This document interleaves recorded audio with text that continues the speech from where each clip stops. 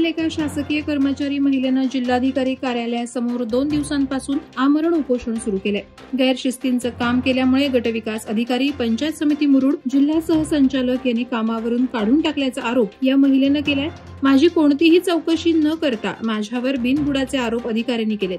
मी कोणत्या प्रकारचं गैरशिस्तीचं काम केलंय याचं पत्र मिळणं गरजेचं होतं, मात्र तसं न करता माझ्यावर तडकाफडकी कारवाई केल्याचे आरोप करत महिलेनं कालपासून जिल्हाधिकारी कार्यालयात आमरण उपोषण केलं आहे।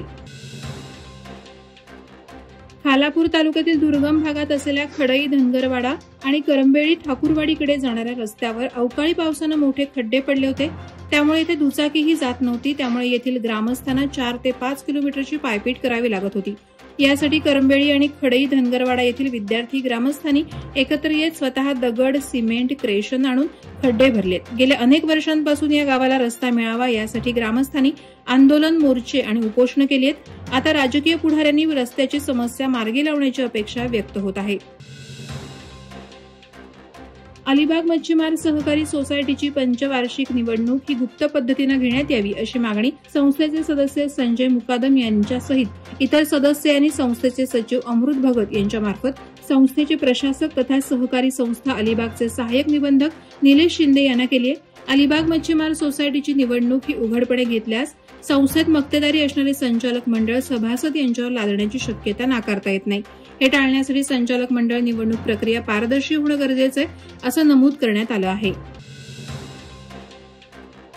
खोपोली नगर परिषद हद्दीतील हॉटेल ऋषीवन समोरील पेण खोपोली महामार्गालगतच्या डोंगरावर मुरुम माफियांनी धुडगूस घातला असून मुरुम उत्खननाचा सपाटा लावलाय। 100 ब्रास रॉयल्टीच्या नावाखाली येथून हजारो ब्रास मुरुमचे बेकायदेशीरपणे उत्खनन होऊनही महसूल अधिकारी आणि कर्मचारी धृतराष्ट्राच्या भूमिकेत असल्याचं चित्र दिसून येत आहे। खालापूर महसूल प्रशासनाच्या वरद हस्तानं मस्तावलेले मुरुम माफिया थेट वरिष्ठ लोकसेवकांनाच मॅनेज केल्याची भाषा करू लागलेत।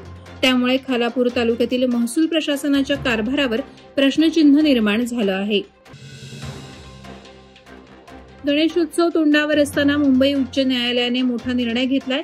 पीओपी गणेश मूर्ती बनवण्यावर घातलेले निर्बंध आता हटवण्यात आलेत, परंतु मूर्तीचे विसर्जन नैसर्गिक जलाशयात करण्यास मुंबई उच्च न्यायालयानं सक्त मनाई केली आहे। पीओपी मूर्तींचं विसर्जन केवळ कृत्रिम तलावात करण्याचे आदेश दिलेत।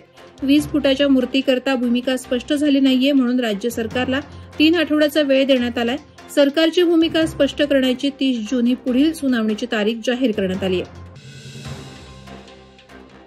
भारतीय जनता पार्टी पुरस्कृत वंदे मातरम जनरल कामगार संघटनेचे उपाध्यक्ष रवी नाईक यांनी आमदार प्रशांत ठाकूर यांच्या मार्गदर्शनाखाली पनवेल आरटीओ अधिकाऱ्यांसोबत रिक्षा आणि टॅक्सी चालकांच्या समस्यांवर सविस्तर चर्चा केली। या बैठकीत मीटर रिकॅलिब्रेशन, गाडी पासिंगमधील अडथळे आणि सॉफ्टवेअर अभावामुळे होत असलेल्या अडचणी यावर विशेष चर्चा झाली। अनेक चालकांना जबरदस्तीने नवीन मीटर खरेदी करण्यास भाग पाडले जात असल्याचं निदर्शनास आणून दिलं।